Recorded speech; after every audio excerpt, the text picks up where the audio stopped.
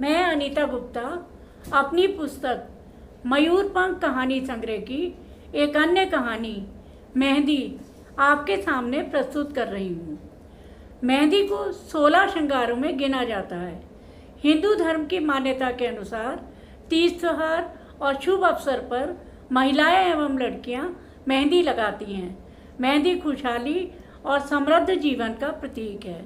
मेहंदी बुखार, मानसिक तनाव तथा शरीर की जलन को शांत करती है।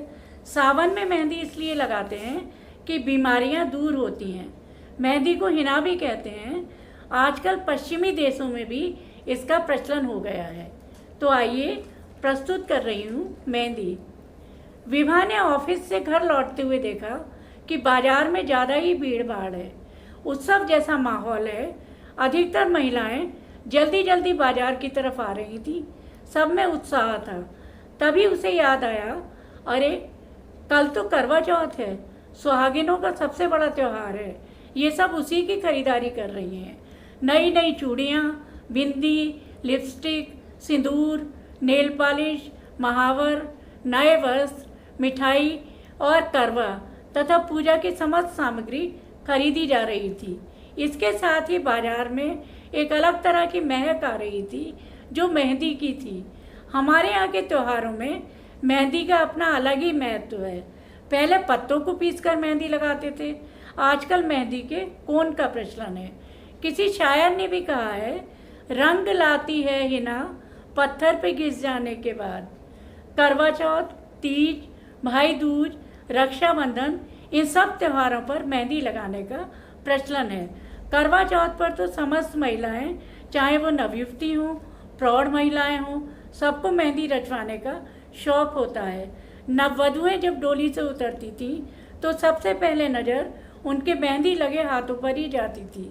मेहंदी लगी सुर्ख हथेलियाँ सबसे पहले आकर्षित करती थी और करवा चौथ का तो पूरा श्रृंगार करके जब मेहंदी लगे हाथों से चांद को अर्घ देती हैं तो उनके सौंदर्य में 4 चांद लग जाते थे। हरियाली तीज पर मेहंदी लगे हाथों से झूला झूलना कितना अच्छा लगता है। रक्षाबंधन व भाई दूज पर भी कहीं कहीं मेहंदी लगाई जाती है। मेहंदी लगाए हुए हाथों से ही भाई का टीका किया जाता है। इसके अलावा नवरात्रि के भजनों में भी सुहागिनों के हथेली के बीच में मेहंदी की बिंदी लगाई जाती है। ग्रीष्म ऋतु में जब तलवे में जलन होती है तब मेहंदी के पत्ते पीसकर लगाने से ठंडक मिलती है। आजकल तो बालों को रंगने में भी मेहंदी का ही प्रयोग होने लगा है, जो बालों को पोषण भी देती है और उसमें केमिकल भी नहीं होता।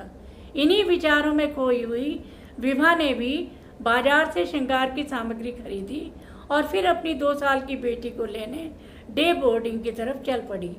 उसको लेकर वो घर आई।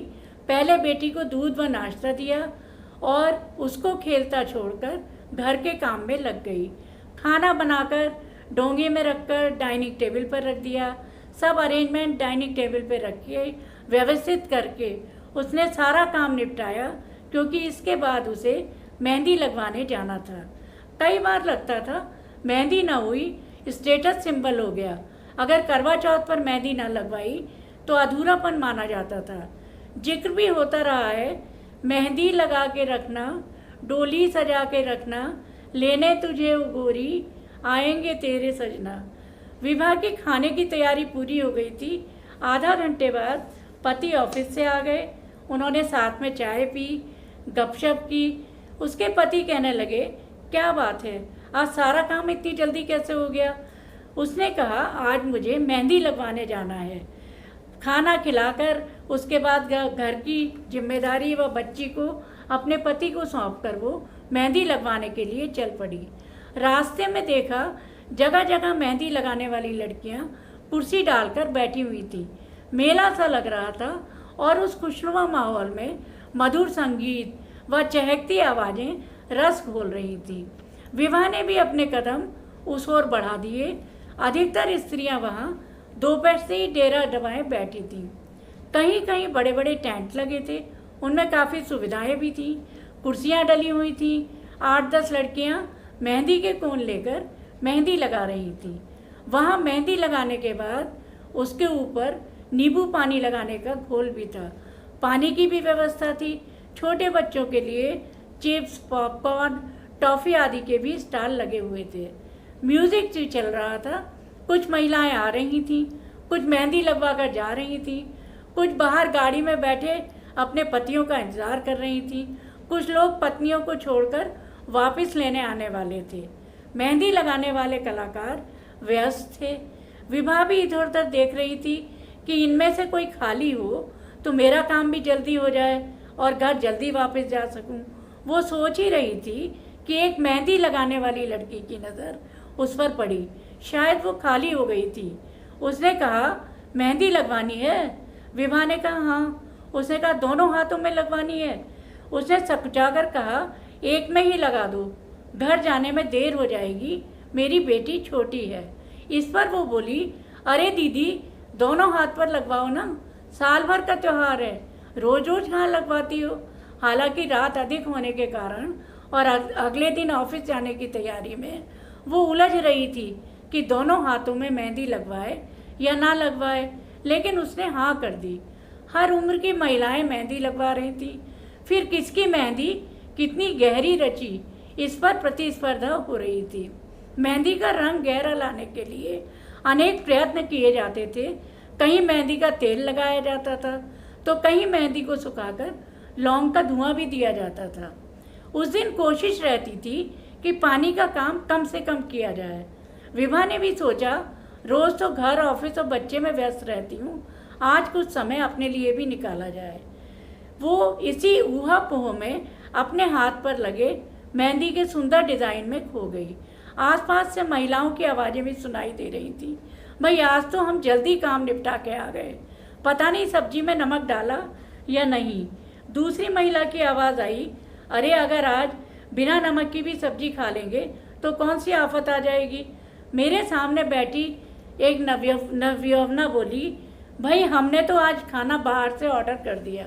एक आवाज़ आई, हम पूरे दिन निराहार व्रत रखते हैं तो क्या वो नहीं रख सकते? आखिर हम उनकी लंबी उम्र के लिए ही तो व्रत रखते हैं। विभा ये सब सोचकर मुस्कुराती रही।